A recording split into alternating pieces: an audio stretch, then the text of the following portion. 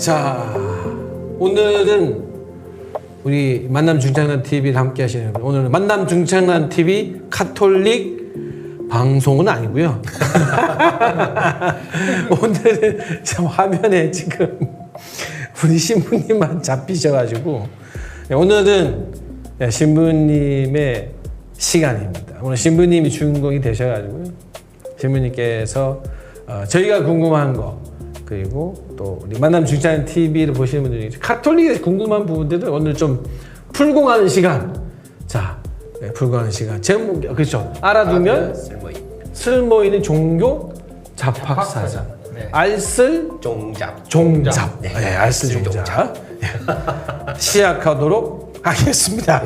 신부님 이제 주인공이세요, 신부님? 네. 네. 그러면 제가 세 분에게 세 분 다 뭐 차례대로 대답하셔도 되고 아니면 뭐 대답하시고 싶으신 분 대답하셔도 되고 천주교 하면은 어떤 이미지가 떠오르는지랑 그다음에 이제 세 분 다 성당에 가보셨을 텐데 뭐 이제 횟수와 상관없이 성당에 가셨을 때 어떤 느낌이 들었고 어떤 게 인상적이었는지 뭐 비슷한 거긴 하지만 어쨌든 대답해 주시면. 일단 뭐 저는 여기도 우리만큼 앉았다 일어서를 많이 합니다. 여기도 저희는 앉았다 일어났다를 많이 하는구나. 천주교가 훨씬 많이 하지 않아요? 그죠?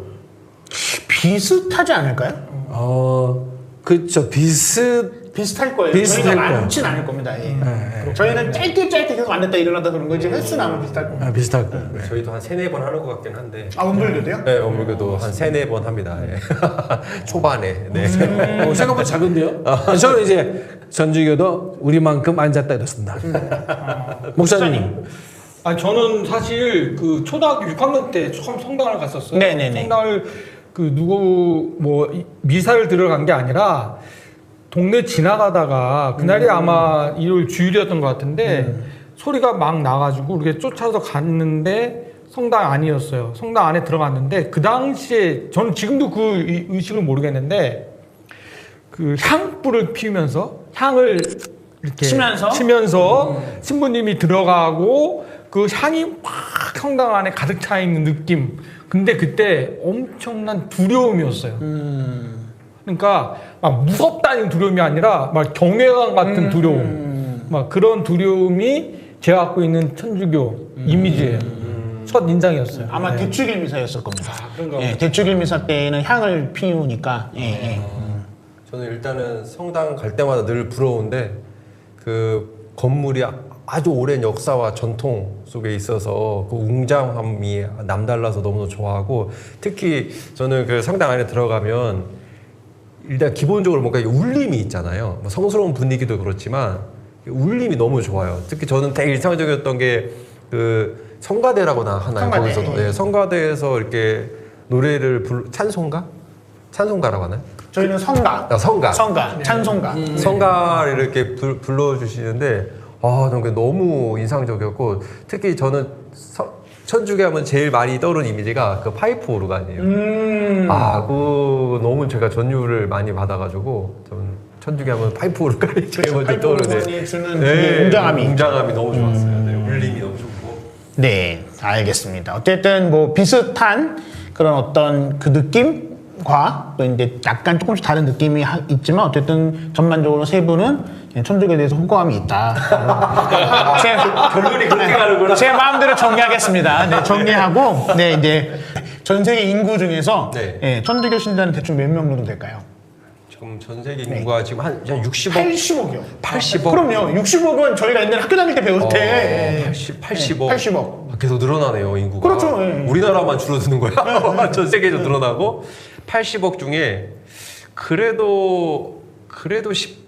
그래도 한 20%는 되지 않을까? 80억이 20%면 16억. 한 16억 정도? 그 정도? 근데 이제 매년 이제 교황청에서 통계내는데요. 작년 기준으로 14억 명입니다. 14억. 네. 천주교 가톨릭 신자만, 그러니까 그리스도교 신자 말고 가톨릭 신자만 전 세계에서 14억 명. 14억. 지금 늘고 있는 추세입니까? 아니면 줄고 있는 추세입니까? 그러니까 소위 얘기하는 제3대륙에서는 계속 늘고 있고요. 그러니까 아프리카나 무슨 뭐 중남미나 이런 쪽에 늘고 있고, 이제 아무래도 이제 유럽이나 이제 아시아 중에서도 이제 고령화되는 아시아는 줄어드는데, 이제 거기도 이제 새롭게 성장한 아시아는 늘어나고 있고, 그 다음에 이제 특히 늘어나는 추세에 있는 거는 이제 미국이 되게 특이한 건데, 원래 미국이 이제 프로테스탄트 국가라고 알고 있는데, 그 전 세계 가톨릭 신자들 가톨릭 신자 수를 국가별로 나누면 미국이 전 세계 5위입니다. 가톨릭 신자가. 그러니까 왜냐하면 남미에서 계속 히스패닉이 유입이 되니까 히스패닉은 아무래도 이제 가톨릭 신자들이 많다 보니까 이제 미국이 프로테스탄트 국가라고 하지만 단일 종파로는 가장 신자 수가 많은 게 그 가톨릭입니다. 그러니까 왜냐하면 프로테스탄트가 뭐 감리도 있고 장로도 있고 네, 뭐 그렇죠. 성결도 있고 침례도 있고 여러 가지가 있잖아요. 그러니까 뭐 개신교라고 하면 아직까지는 당연히 이제 1인데 근데 종파로 따지면 가톨릭이 신자 수가 가장 많은 올라갔고 그다음에 특별히 지금 교황님이 이제 미국 출신이시다 보니까 아무래도 이제 그런 영향도 아무래도 좀 있고 왜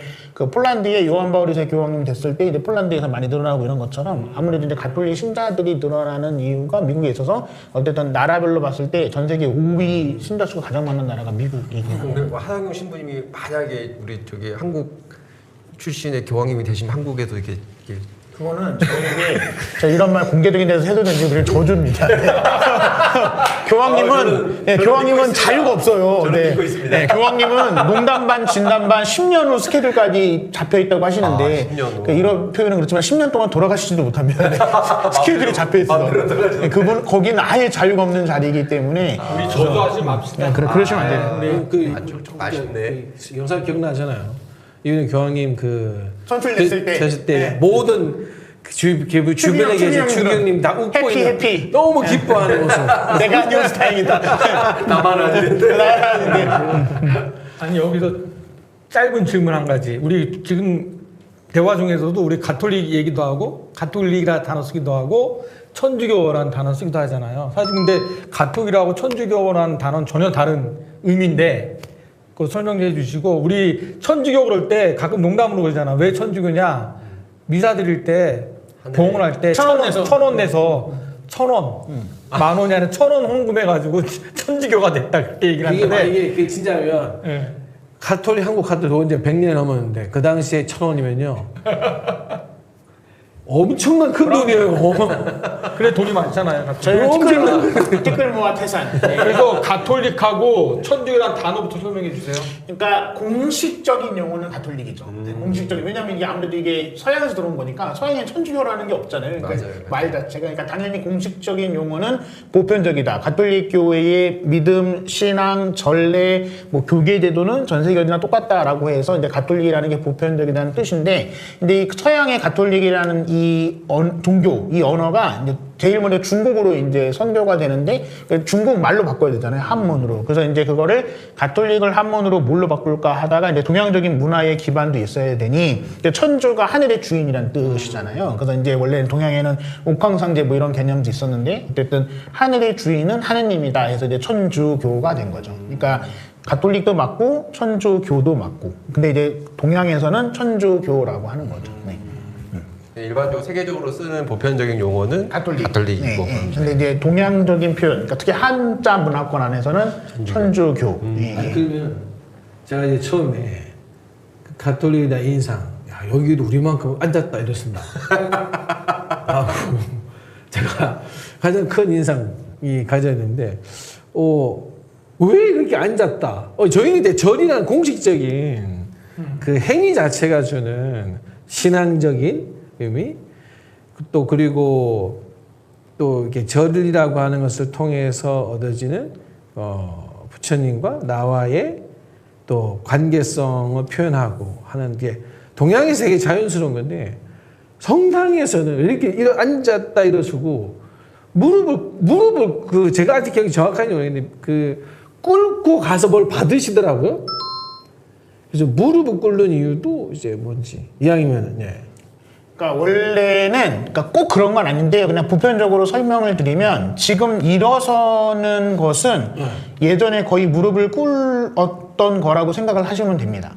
예. 근데 이제 크게 나누면 이제 성당 전례, 미사 전례에 말씀의 전례가 있고 성찬의 전례가 있는데 그 말씀의 전례 때, 그러니까 쉽게 얘기하면은 그 봉헌 선거 때까지거든요. 봉헌 선거 때까지 일어서는 거는 과거에도 일어났었고 지금도 일어나는 거고 성찬의 전례 때 지금 일어나는 거는 과거에는 무릎을 꿇었다고 생각하시면 돼요. 그러니까 원래 가톨릭은 일어서고 앉고 무릎 꿇는 거였는데 3종 세트였는데 네, 지금은 이제 시대가 바뀌면서 이제 2종 세트로 바뀐 거고 그래서 이제 한국에도 오래된 성당들은 이제 장계틀이라는 게 있는데 장계 무릎 꿇는 거잖아요. 원래 절집에 나오고 장계 합장. 그러니까 엉덩이를 세워서 네, 무릎을 맞아요, 꿇고. 맞아요. 예. 기대지 말고. 예, 그게 이제 네. 불교에는 장계 합장이라고 아예 있거든요. 그러니까 이제 원래 이제 구약 시대 때부터 사람은 하느님 앞에 감히 설 수 없는 경외심도 있고 존경하는 마음도 있고 믿음도 있어서 항상 하느님 앞에는 무릎을 꿇고 기도를 서서 기도하는 게 아니라 무릎을 꿇고 기도하는 게 이제 장계의 근원이거든요.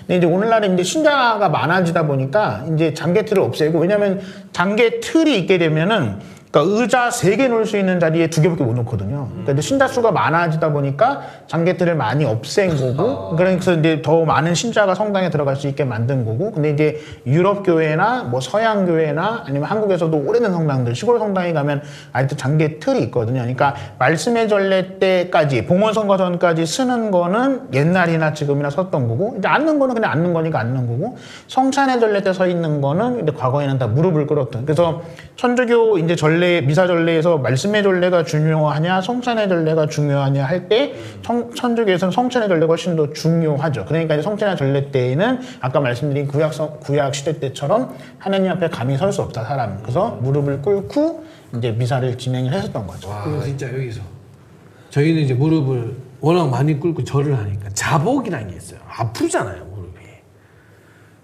그러면 천주교도 그 무릎을 꿇고 저희와 같은 장괴라고 하는 할 때 뭐 무릎 밑에 까는 게 있나요? 예전에는 그러니까 과거에는 그냥 생나무에 그냥 무릎을 꿇는 겁니다. 그거는 이제 어쨌든 신앙심으로 이겨내는 거고.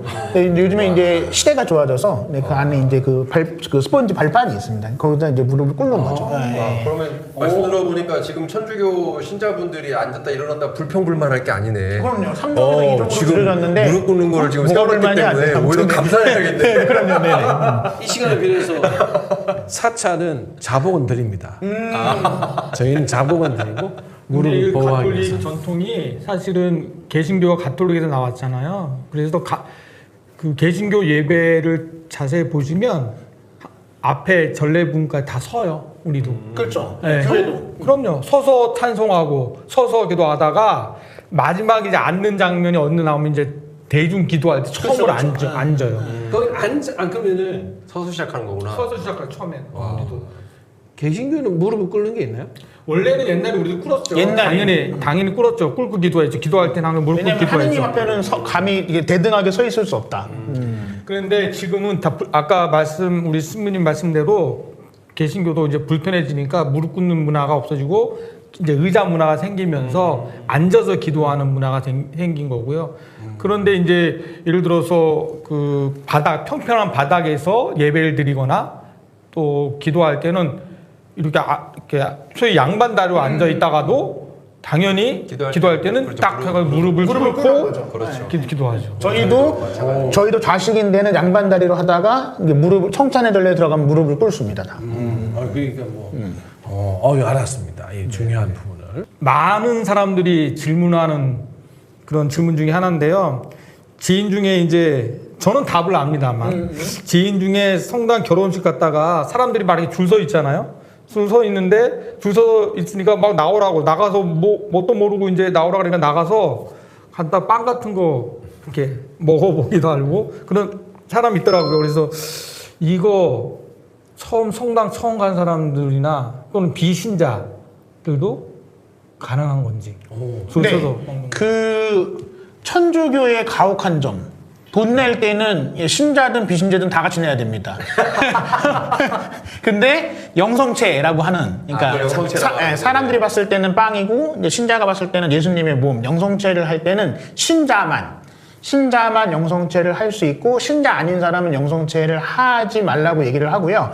아마 이분은 혼인성사 같은 경우는 이제 그러니까 보통 미사는 대부분 신자들만 있는데 이제 혼인성사나 혹시라도 장례에는 신자 아닌 사람들 내가 이 사람이랑 지인이가 참석할 수 있잖아요. 그래서 보통은 혼인미사나 장례미사 할 때는 하기 전에 또는 그 영성체 타임 때 천주교 신자만 나오세요라고 이야기를 하거든요. 그러니까 아마 미사 시작할 때 얘기했다면 이분이 아마 미사 시작보다 좀 늦게 오셨거나 딴짓하다가 못 아니면 들었던 못 들었거나 아니면 영성체 얘기할 때는 이게 교회적인 용어니까 그러니까 무슨 얘기인지 잘 모르고 그리고 이제 약간 군중심리로 다 나가는데 안 나가면 내가 약간 문제가 있는 사람 같아서 아마 따라 나가셨을 수도 있는데 물론 성사적으로 이제 영성체는 신자만 하는 게 맞는데요. 그 신자 아닌 사람이 해도 되냐 마냐는 그거는 뭐 이렇게 강제할 수 있는 부분은 아니고 신자 아닌 사람은 하지 말라고 모르고 나갔으면 그렇죠 안내해 주는 거죠. 쳤는데 안 줄 수는 없잖아요. 안 줄 수는 없는데 뭔가 이상한 짓을 한다든지 이러면 이 사람이 좀 약간 이상하다. 신자가 아니다. 그리고 그 영성체를 받을 때 우리 보면 신부님들이 보면 이 사람이 신자인지 아닌지 금방 알아요. 알아요. 아니 근데 이제 여기서 그 집대 내가 보니까 이렇게 손으로 받으시더라고. 원래 내가 예전에 본 장면 이렇게 입에 이렇게 물려줬다는 생각하는데 왜 손으로 받아요. 요즘 손으로 받더라고요? 원래는 지금도 코로나 상관없이 원래는 지금도 로마 카톨릭 교회 법에는 네. 신자는 영성체를 손으로 할 수 없습니다. 그래서 그쵸? 대부분의 외국 분들은 무릎을 꿇어요. 그래서 그래서 우리나라도 이제 특히나 요즘에 이제 K 이 문화 때문에 외국인들이 엄청 많이 오잖아요. 그러니까 특히 우리나라에 오는 외국인들 중에서 필리핀 분들은 다 무릎을 꿇어요. 네, 미사 할 때. 근데 이제 한국 사람들이 봤을 때는 왜 저래? 하는데 이제 필리핀 사람이 봤을 때는 우리 보고 왜 저래? 이러는 거죠. 근데 보통은 그런데 이제 한국 가톨릭 교회에서 정한 법은 무릎을 꿇고 해도 되고 손으로 해도 된다라고 이야기를 했는데, 그러니까 하는데 이제 그 이유는 아까 말씀드린 대로 80년대, 90년대를 거치면서 짧은 시간 안에 기하급수적으로 신자들이 너무 많이 늘어나다 보니까 이제 미사의 그 미사 시간을 소화하기가 어렵고 신자를 소화하기 어려워서 이게 관용적으로 그렇게 된 거고 원래 가톨릭에서는 원래는 무릎을 꿇고 영성체를 하고 손으로 하는 게 아니라 스님 말씀하신 대로 입을 벌리면 그쵸. 영성체를 해드리는 겁니다. 그 원래 할 때 이거 너무 시간 많은데 궁금해가지고 어떤 신부님에서 장갑을 끼시는 분도 계셨고 네네. 안 낀 분도 계시더라고요. 그러니까 그거는 껴도 되고 안 껴도 상관은 없는 건데 어쨌든 그 신부님은 이제 본인이 나도 이제 이 거룩한 성체를 손으로 할 수는 없다 해서 아마 장갑을 끼시는. 그렇죠. 자, 저 잠깐 질문. 영성체는 뭐로 만들어집니까? 빵으로 만듭니다. 누룩 없는 빵으로. 누가 만듭니까? 그 동방종교회랑 가톨릭이 좀 다른데요. 네, 동방종교회 같은 경우에는 내가 하느님한테 이 빵과 포도주도 원래 옛날에 다 농사를 졌잖아요. 자기가 농사를 지은 걸 가지고 갖고 왔었는데 동방종교회는 하느님한테 내가 돈도 내지만 아까도 얘기한 헌금도 내지만 빵과 포도주 내가 하느님한테 봉헌한다는 의미로 동방종교회 성당 앞에 가면은 상점이 있어요. 거기서 이제 빵이랑 포도주를 사서 동방종교회는 진짜 그 예전에 예수님이 추후에 만찬했던 것처럼 신자들이 봉헌한 걸 가지고 이제 그거를 이제 조합하는 신부님이 또 따로 있습니다. 미사하는 신부님 말고. 그래서 그걸 만들어요. 만들어가지고 포도도 다 하나로 붓고 빵도 하나로 부어서 자기가 가져온 걸 가지고 이제 영성체를 하는 거고 천주교는 이제 아까도 말씀드린 것처럼 그렇게 있는 사람이 너무 많기 때문에 천주교는 이제 수녀원에서 만들어진 제병이라는 걸 가지고 이제 누룩 없는 빵으로 만든 이제 규격화된 그러니까 동방종교에는 그래서 규격화되어 있지 않아요. 그러니까 우리가 그 이렇게 통빵 이렇게 떼면 크기가 다 다르고 모양이 다르듯이 수제비 떼듯이? 그렇죠. 동방종교는 그렇게 하고 가톨릭은 그냥 규격화된 동그란 동그란 크게 뭐 큰 것도 있고 작은 것도 있지만 어쨌든 규격화된 걸로 해서 누룩 없는 빵으로 해서 이제 미사 때 봉헌하는 거죠. 일단 여기서 하나 더 맛은 어떻습니까? 아무 맛도 없습니다. 아니 맛은 없어. 그렇죠. 예수님은 무색 무미 무침입니다. 근데 그 포도주 와인을 또 이렇게 다 살짝 그 성혈. 그렇죠. 그 다 성체, 성혈. 이게 받고 순서가 되죠? 어느 걸 먼저 하는 거죠? 그러니까 대부분의 경우에 미사 때에는 성혈까지 신자들이 영하는 경우는 거의 없고요. 성체만 영하고 뭐 소수의 사람들이거나 피정을 한다거나 특별할 때에는 같이 하는 경우가 있죠. 제가 본 기억 미사에 어떤 뭐 대표로 나와서 그걸 찍어 먹기도 합니다. 네, 찍어서 영하기도 하죠. 네. 그렇죠. 그 아마 그 특별한 날일 거예요. 그분이 뭐 결혼을 했다거나 뭐 예를 들어서. 또 그분이 네, 그 아까 이제 목사님도 계시지만 개신교나 이제 가톨릭의 이제 일반적으로 봤을 때 뿌리가 이제 같다고 생각을 하잖아요. 근데 이제 천주교 하면 아까 이제 우리 신부님께서 여러 가지 이미지를 말씀하셨는데 보통 또 일반 분들은 이제 성모 마리아. 왜냐면 항상 이게 천주교 성당에 가면 항상 어느 한 곳에 이렇게 인자한 모습으로 계시니까 그래서 보통 이제 성모 마리아를 믿는 종교 아니냐. 그렇게 이제 오해를 하기도 하는데 여기에 대해서 혹시 또 설명을 좀 부탁드리겠습니다. 그러니까 한마디로 말씀을 드리면 그러니까 믿음의 대상은 하느님이어야 되잖아요. 그렇죠. 그러니까 불교도 믿음의 대상은 부처님인 거잖아요. 그러니까 천주교도 믿음의 대상은 하느님이고 삼위일체이신 하느님 외에는 믿음의 대상이 아닙니다. 그건 다 이단인 거고 잘못된 거고.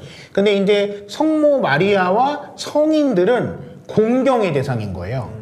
그러니까 그게 무슨 차이냐면 하느님은 신이고 성모 마리아와 성인들은 신이 아닌 거죠.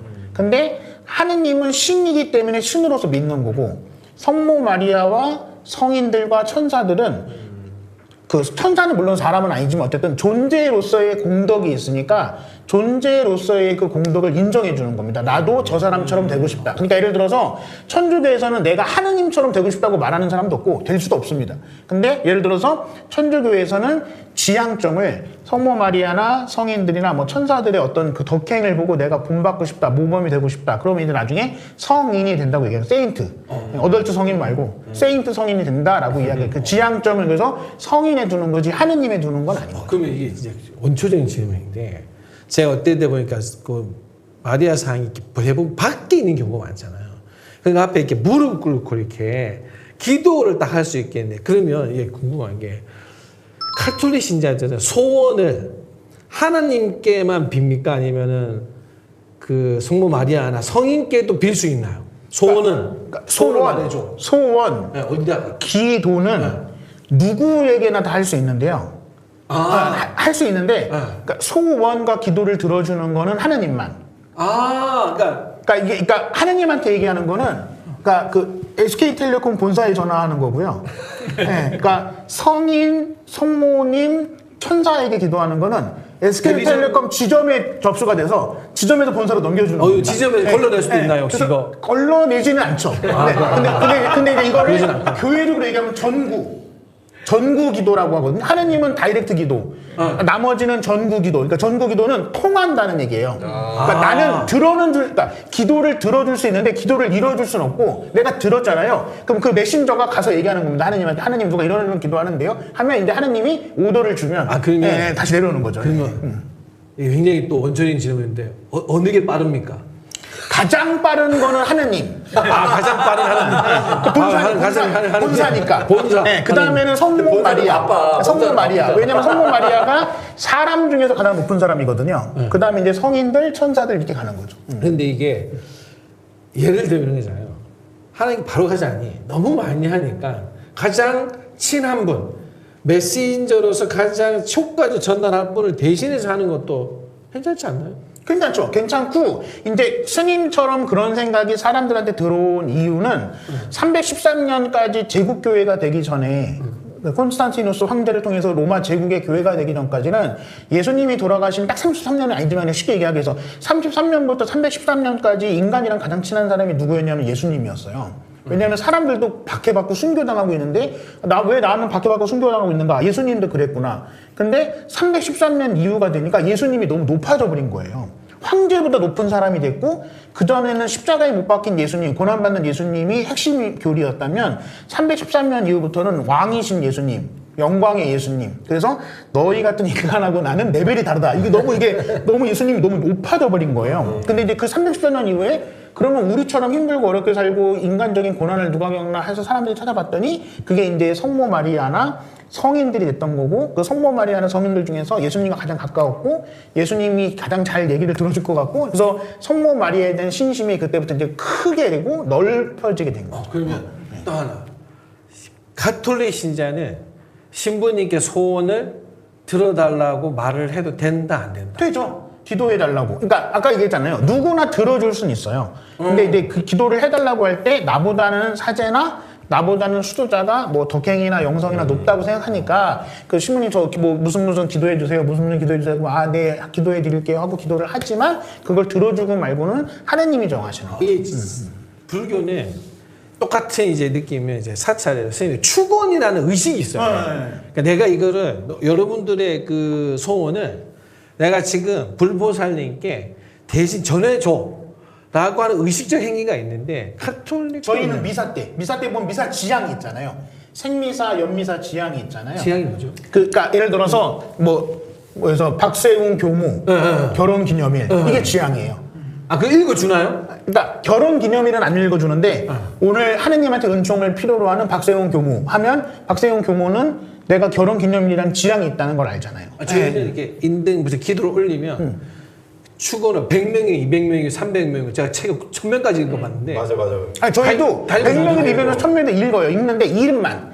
그러니까 우리 결혼, 출산, 무슨 뭐 이름만. 출세 이런 건 안 읽습니다. 저희는 주소까지 읽어요. 저희는 안 읽습니다. 저희 우리 주소까지 1000명을 주소까지 요즘 이제 아파트는 너무 어려워가지고 헷갈리니까 이제 중흥 클래스 뭐 저희는 그건 안 읽습니다. 아파트 이름 너무 어려워져가지고 맞아요. 파밀리에 고난의 뭐 어쩌고 시간, 저쩌고. 축원의 고난의 시간이 오고는 있는데 스님 되게 힘드시겠다. 예, 아우, 저희는 네. 이름만 잘 읽어요. 예, 제발 아파트 이름을 좀 간편하게 지어주면 좋겠어요. 참고로 개신교는 네, 요즘 어떻게? 조금 덜하지만 그 주소는 안 읽고 그렇다고 이름만 읽는 것이 아니라 내용을 읽어줍니다. 내용은 이래서 오늘 하나님께 감사드립니다. 누구누가 오늘 이사를 가서 감사드립니다. 누구는 이렇게 내용은 읽어줍니다. 네. 저희도 이름만 해요. 앞에 처음 기도할 때 이름만 쫙 명단만 쫙 우리랑 하고 뒤에는 이제 그대로. 제일 힘든 애가 스님. 역시 여기 스님 다음 생에도 저는 교무해야 할 것 같습니다. 스님이 어려울 것 같습니다. 명단은 언제 다 모르겠어요. 그래도 이제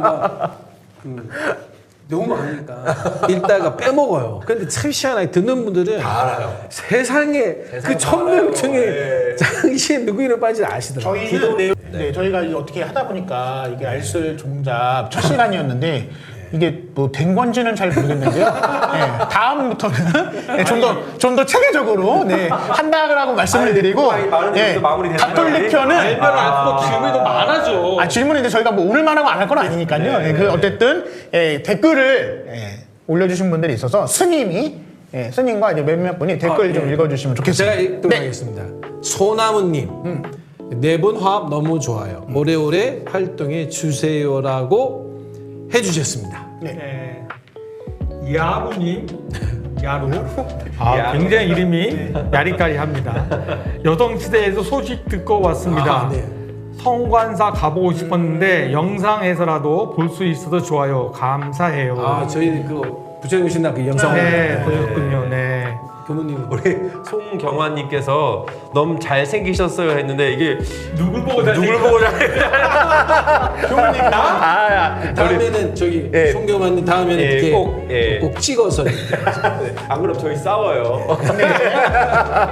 어쨌든 뭐 저희가 이제 오늘 알쓸 종잡 첫 시간 했는데요. 혹시 여러분들 천주교에 대해서 궁금하신 거 있으면 또 댓글 남겨주시면 저희가 이제 순서대로 돌아가면서 계속 할 거니까요. 금방 차례가 오진 않겠지만 언젠가는 반드시 돌아온다. 그래서 댓글 남기실 줄 것 같고요. 다음에는 또 다른 종교의 순서로 여러분들 찾아뵙도록 하겠습니다. 그래서 오늘 여러분들과 함께해서 좋았고요. 여러분들에게 유익한 시간이 되셨기를 바랍니다. 그래서 마무리하면서 저희 공식 인사. 공식 인사. 공식 인사로 오늘 마무리하겠습니다. 신부님이 제가 시작하시죠. 오늘은 메인이니까 제가 하는 걸로 하도록 하겠습니다. 만남. 할렐루야. 감사합니다. 감사합니다. 감사합니다.